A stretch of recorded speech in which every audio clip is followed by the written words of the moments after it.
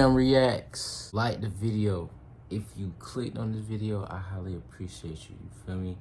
Subscribe to all the links in the description. The links will be in the description. You feel me? How your day been? Put it in the comments. Hit that bell so you won't miss a reaction when your boy drop a reaction. Today we reacting to iPhone 16 Pro unboxing, end of an era. So the iPhone 16 about to come out, man, and we about to see the qualities and, you know, the details about that. If y'all interested, stay tuned, react to the video with me, and y'all free to put y'all comments and concerns in the comments below. Let's get straight into it. So it's a bit of a tradition around here to unbox the newest iPhones on the day they come out, and we're upholding this tradition this year to find one single difference versus last year's unboxings. So we've got 4 iPhones here in new colors, iPhone 16 and 16 Plus, which the boxes show the back of the phones, and then 16 Pro and 16 Pro Max, which show the front. I'm totally going to start with the base phones, the crowd favorites this year. Finally, so they got 2 cameras now back in the iPhone lineup. So I'm going to call this one the flagship color. This is the ultramarine iPhone 16. And in the box, you get the USB-C cable, again, braided and high quality, and then a tiny little bit of paperwork in this pill shape. And then you'll notice, no SIM card tool, same as last year, and no stickers this year. There are no stickers included in the iPhone 16 box at all. Truly the end of an era. They just can't stop removing things. They can't help themselves. But let's get a look at the pink plus size phone too. Bro, that looks so just brand new. 6.1 inches for the base, 6.7 inches for the plus. It is brand new, bigger batteries inside. That's something I'm really happy to hear about and very curious about in my testing.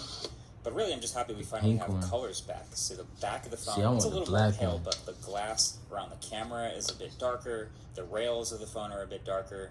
So this is nice. Same stuff in the box. Now with these Pro phones, I think there's a reason they show the front of the phone on the box, because if they show the back, you literally could not tell the difference versus last year. But hey, at least this one has slightly thinner bezels they can show. And yeah, this here is going to be the natural titanium 16 Pro. Okay, that one got and aside from the lack of stickers in the box, it's going to look like that color on it. Basically exactly like a titanium iPhone 15 Pro. Same USB-C cable as the base phone as well, great. But then this is the new flagship Pro color. The renders we saw at first were kind of weird, but this is the official desert titanium color. And you know, all of Apple's phones are, again, a bit more pale on the back, but they have more color on these rails, and that's definitely true again here. It's kind of like a light sand color, but also feels similar to the gold of the past. But there you have it. That's the iPhone 16's unboxing experience. So by the time you see this uploaded, that means I am deep into my iPhone 16 testing and working on the full review. So definitely get subscribed to see that when it drops. But if there are any things that you specifically want to see talked about more or that haven't been talked about enough for the review of the phones, let me know in the comment section below. But I can still give you now some quick things that I've noticed in my first couple days, my first week of testing, some FAQs. So first up, there is a size difference versus last year. The base phones are the same sizes, like I said, 6.1 and 6.7 inch in the same body sizes, but the Pro phones are both bigger. The 16 Pro goes from 6.1 to 6.3 inches, and even though it has thinner bezels, yes, the phone is slightly taller and slightly wider. And then the 16 Pro Max goes from 6.7 inches to 6.9 inches diagonally, which is now just an absolutely gigantic phone. I mean, it was already huge, but it's now even taller and wider. Biggest phone they've ever made. If you look at it next to the Galaxy S24 Man, when did they Ultra, not change the size of the iPhone, for some context, and that phone has a stylus in it. So obviously, Apple's put more battery in this phone, which is great to see. I'm glad they're not going the opposite direction of like making it thinner or shrinking the batteries. But yeah, it's definitely good to know if you're going with the new Pro Max this year, you are getting a truly huge, like borderline tablet-sized phone. Wait, also, random tidbit, thanks to these new cameras up at the was corners, that just square-looking these new phone? iPhones Is that an are iPhone? big-time table rockers. Like, big-time uneven camera on the back. It's annoying to me because I type on the table sometimes. Anyway, I've also been taking some pictures and videos with the new cameras. I'll be taking and posting many, many more. If you want to follow me on Instagram, that's where you'll see some more in the next couple days, but I'll link that below. My first impression is it's kind of remarkable how consistent Apple's image processing pipeline is to get the same look every year. Like, a lot of times you see companies switch sensors. Even the Pixel switched sensors after using the same old one for a while. The cameras, and bro, on these phones be so, but it really like, feels like year over year, no matter clear, how many hardware especially when you changes, first no get matter them. how many sensor changes So, these like, phones go through, every they still new just phone you very get, much the have the iPhone 16, look, the which, I mean, 14, makes sense. the There's just 15, shallower depth of field from a bro, larger those physical cameras sensor. was I've like also run some benchmarks. So these crazy. are the new Geekbench 6 scores for the new A18 and A18 Pro in these phones, which are new versus last year. Really not noticing like a huge difference in performance with these brand new phones. Obviously, you're going to feel that more at the very high end and in the long term as these phones age. But what Geekbench also did reveal is all of these phones across the board have 8 gigs of RAM now. So there's typically been different amounts of RAM in the Pro phone versus the regular phone. Now there's not. Now they all have 8 gigs of RAM. So Apple was giving us a lot of talk in that keynote about how these are the first phones built from the ground up for Apple Intelligence. Is that what this means? I mean, you clearly need a lot of memory to run these AI models, and there's also a more powerful neural engine on all the phones versus last year, so maybe that's a part of it too. But all that talk, and these phones all launch with iOS 18.0, which has exactly 0 Apple Intelligence features on them at launch, out the box. But that's a rant for another day. But clearly, the biggest physical new change on these new phones is this added button here. And Apple refused to call it a button in the keynote and then doubled down. They did a bunch of like executive interviews on various YouTube channels that you can go watch from that day, and even in those interviews they continue to refuse to call it a button. It's so weird. So they added like an input on the phone. It is a real button, right? It's a physical thing that depresses, right? I think it's a first of its kind. There is a tactile switch that gives you that final click. So just to clear it up, it is an actual moving, clicking physical button that is called camera control. But it's more than a button. It's also made it to all these phones, not just the Pros. So let me jump into that. This camera control button, from that, as the name implies, only controls camera-related things. So it's not like another action button. It's a camera control button. You can hit it once, it opens up the camera. You can hit it again to take a photo, and then you can hold it down to start recording a quick video. But it's also a large, capacitive, touch-sensitive surface with a vibration motor underneath. So it doesn't actually half press, but with that vibration motor, it can mimic the feeling of a half press like a real camera would have. And you can double tap to flip through various camera controls like zoom, or photographic styles, or tone. It takes some getting used to. I mean, these swipes, you can see have momentum physics too, so you can swipe too fast or too far and go past what you were aiming for, or zoom past where you thought you would. So it can feel a bit finicky and silly as you start using it, especially since you can literally do all this stuff with the buttons already on the screen. But when you use camera control, all of the rest of those buttons just fade away and disappear, kind of encouraging you to continue using the camera control to find what you're trying to do. It's really interesting.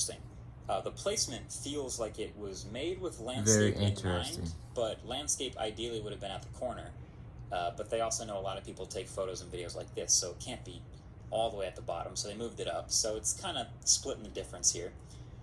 And also, third-party apps will be able to plug into it if they use the camera. So this is already working with Kino, and it's supposed to start working with Snapchat pretty soon as well. And you can imagine other apps that use the camera will just decide what they want to do with it. I was also curious though, and I said this in that original impressions video, how cases would deal with this new button surface thing.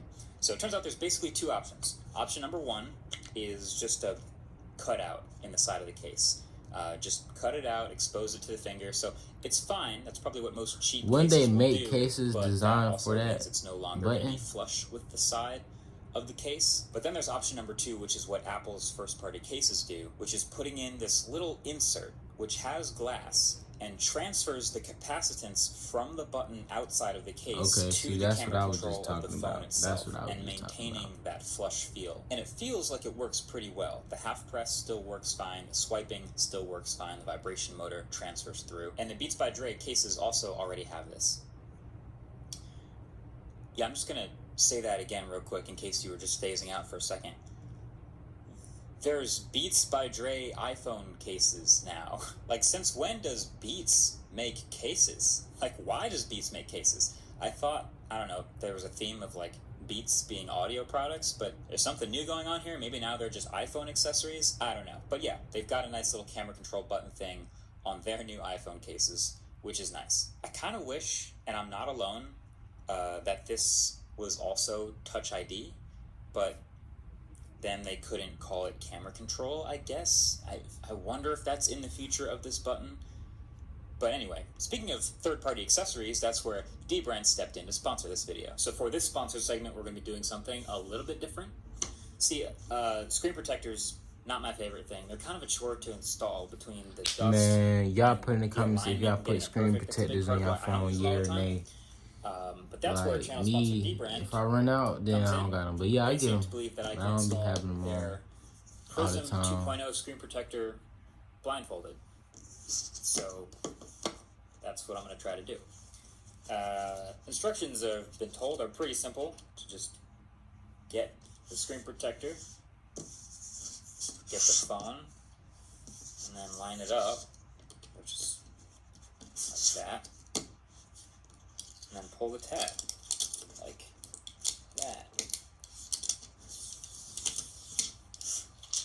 And then just swipe down the middle to press it down.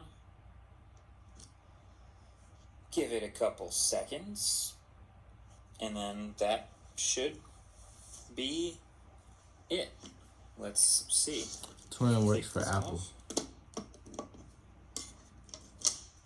And that doesn't even look like it's installed, but it is. It totally is. And it's perfect. Nice. Okay. Yeah, every Prism comes with 2 of these, so if you get the first one wrong, you can get a second try. But if you want to check these out for the iPhone or any number of phones that they make for it, I'll have a link below. Alright, that's been it. Thanks for watching. Catch you in the next one. Man, y'all let me know how y'all feel about these iPhone 16s in the comments right now, man. Let me know what y'all think, what y'all feel, man. I ain't gonna lie. You getting the 16? You made it to the end of this video, man. I highly appreciate you, man. Make sure you hit that button. Make sure you hit that like button. I mean, you know what I'm saying? The thumbs up. Make sure you hit that bell so you won't miss a reaction when your boy drop, man. Stay tapped in. Join the Noti gang. You feel me? With that being said, man, I'm going to catch y'all in the next reaction. We gone.